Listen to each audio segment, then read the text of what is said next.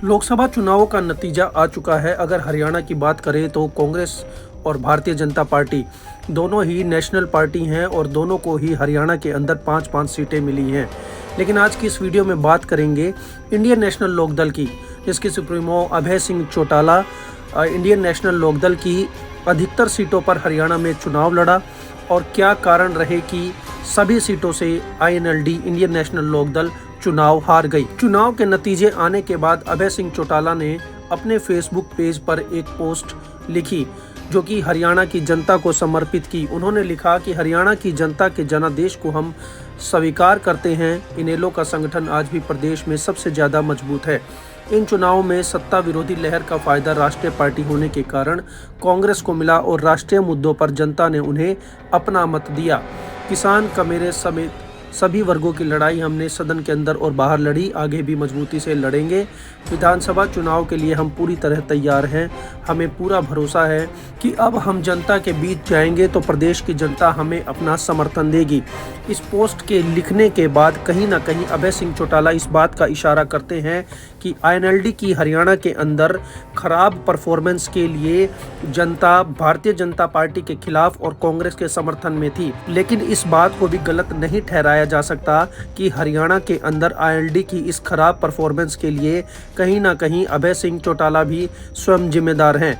अभय सिंह चौटाला को दूसरे नेताओं से सीख लेनी चाहिए कि किस तरीके से हरियाणा के अंदर अधिकतर सीटों पर न लड़कर अगर वे स्वयं एक सीट पर लड़ते तो वे चुनाव जीत सकते थे। कुछ सीटें ऐसी थी जिस पर INLD अगर पूरे तरीके से मेहनत करती तो एक लोकसभा की सीट भी या 2 लोकसभा की सीट जरूर निकाल सकती थी। कुछ नेता ऐसे हैं जिनके नाम हम गिनवाना चाहेंगे, जिनसे अभय सिंह चौटाला को सीख लेनी चाहिए। लोक जनशक्ति पार्टी रामविलास की जो है बिहार में, चिराग पासवान कम से कम सीटों पर चुनाव लड़ा और 5 की 5 सीट जीत ली। पप्पू यादव निर्दलीय उम्मीदवार जिन्होंने कोई पैठ बनाने की कोशिश नहीं की और चुनाव जीत गए। नगीना से चंद्रशेखर आज़ाद सिर्फ 1 सीट पर चुनाव लड़ा, 2 सीट भी जीत गए। पवन कल्याण जो कि 2 सीटों पर चुनाव लड़ा और चुनाव जीत गए। ऐसी अधिकतर अनेकों पार्टियां हैं जिन्होंने दमखम दिखाने की बजाय लोकसभा में जाना उचित समझा और चुनाव जीतने पर फोकस किया। लेकिन इसके विपरीत अभय सिंह चौटाला की सबसे बड़ी गलती कि उन्होंने अपनी हरियाणा के अंदर पैठ और धाक जमाने के चक्कर में INLD पार्टी को सभी सीटों से हरवा दिया। INLD की बात करें, INLD अभय सिंह चौटाला की मीटिंगों की बात करें तो उसके अंदर ये देखा जा सकता है कि लोगों की भीड़ देखने को मिलती थी, चाहे वो कुरुक्षेत्र में हो चाहे हिसार में हो। अभय सिंह चौटाला जहां पर भी जाते थे लोगों की भीड़ देखने को मिलती थी। जननायक जनता पार्टी के खिलाफ लोगों में रोष था और उसे पूरे तरीके से जनता ने नकार दिया था।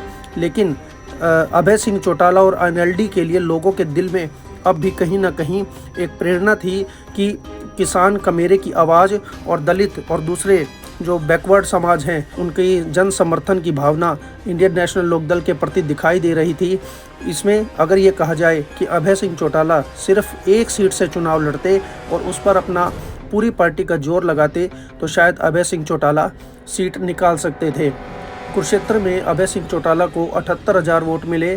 सिरसा में संदीप वाल्मीकि को 92,453 और हिसार में 22,303। ये कहा जा सकता है कि इन 3 सीटों में से किसी भी एक सीट पर अगर अभय सिंह चौटाला पूरे तरीके से फोकस करते और पार्टी के सभी कार्यकर्ताओं को सिर्फ 1 या 2 सीट पर ही मेहनत करने के लिए बोलते, 2 ही उम्मीदवार हरियाणा में 10 लोकसभा सीटों में से 2 ही लोकसभा सीटों पर अपनी INLD पार्टी का उम्मीदवार उतारते तो निसंभव कह सकते हैं कि कहीं ना कहीं INLD का खाता खुलने के चांसेस थे। लेकिन अभय सिंह चौटाला ने इन सब चीज़ों को दरकिरार करते हुए अपनी तुलना भूपेंद्र सिंह हुड्डा से समझी, अपनी तुलना पूर्व मुख्यमंत्री मनोहर लाल खट्टर से समझी और INLD को एक नेशनल लेवल पार्टी का मानकर मोस्टली लोकसभा सीटों से अपने उम्मीदवार खड़ा किए और इसके चक्कर में सब लोकसभा सीटों से चुनाव हार गई और पार्टी की पोजीशन फिर से डाउन होती चली गई। अब अभय सिंह चौटाला बात करते हैं विधानसभा चुनाव में इलेक्शन लड़ने की।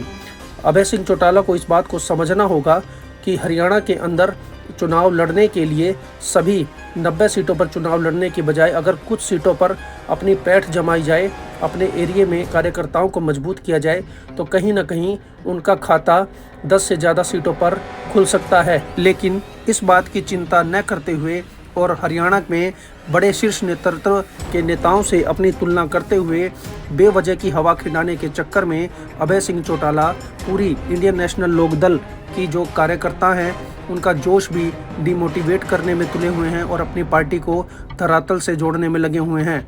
अभय सिंह चौटाला को ये बात समझनी होगी कि आने वाले चुनाव के अंदर कुछ एरिया को कवर करके कुछ सीटों पर उम्मीदवार खड़ा करके भी पार्टी के अंदर और सरकार में अपनी जगह बनाई जा सकती है।